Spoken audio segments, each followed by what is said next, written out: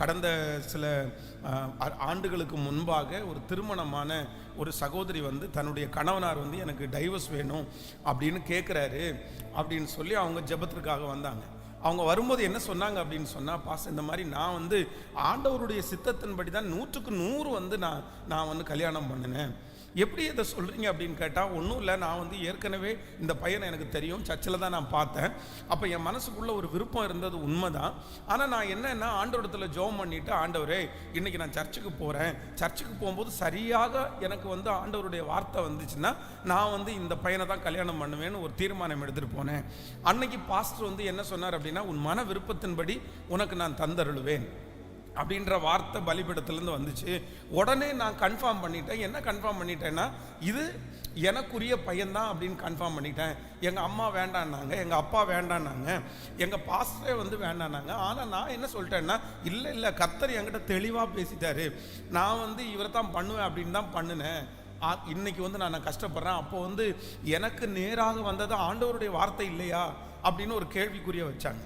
அப்போ ஆண்டவருடைய பிள்ளைகளே, நமக்கு நேராக வருகிற வார்த்தைகள் வேதத்திலிருந்து போதிக்கப்பட்டாலும், தேவனுடைய ஊழியக்காரர்கள் மூலமாய் போதிக்கப்பட்டாலும், அந்த வார்த்தை அந்த பிரசன்னம் எனக்குரியதா அப்படின்றத அறிஞ்சுக்கிறதுக்கு ஒரு ஞானம் வேணும்.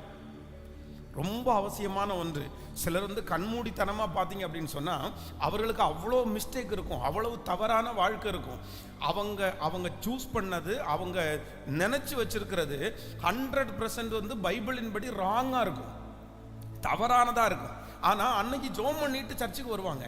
சர்ச்சுக்கு வரும்போது சர்ச்சில் ஏதாவது ஒரு பாசிட்டிவாக இல்லைன்னா ஒரு வாக்குத்தத்தமான ஒரு வார்த்தை அவங்களுக்கு வரும்போது, நிறைய நேரத்தில் அவங்க என்ன எடுத்துக்கிறாங்க அப்படின்னு சொன்னால், ஓ இது ஒருவேளை என்னுடைய வார்த்தையாக இருக்குமோ, எனக்குரிய வார்த்தையாக இருக்குமோ. அப்போது நன்றாய் நினைத்து கொள்ளுங்கள், ஆண்டவர் வந்து எப்பொழுதும் துன்மார்க்கத்திலே பிரியப்படுகிற தேவன் அல்ல, அவர் பொல்லாங்களே பிரியப்படுகிற தேவன் அல்ல. அவ்வளவு தூரம் அந்த விஷயத்தை குறித்து ஒரு தவறான விஷயத்தை ஆண்டவருடைய வார்த்தை ஒன்று இங்கே எனக்கு தான் வந்துச்சு அப்படின்னு சொல்லி நம்ம வந்து அதை வந்து ஆண்டவருடைய வார்த்தையாக எடுத்துக்க முடியாது. அதெல்லாம் ஆண்டவருடைய பிள்ளைகளுக்கு கண்டிப்பாக என்ன வேணும்னா, அந்த தெய்வீக ஞானம் நமக்கு தேவையாக இருக்கிறது.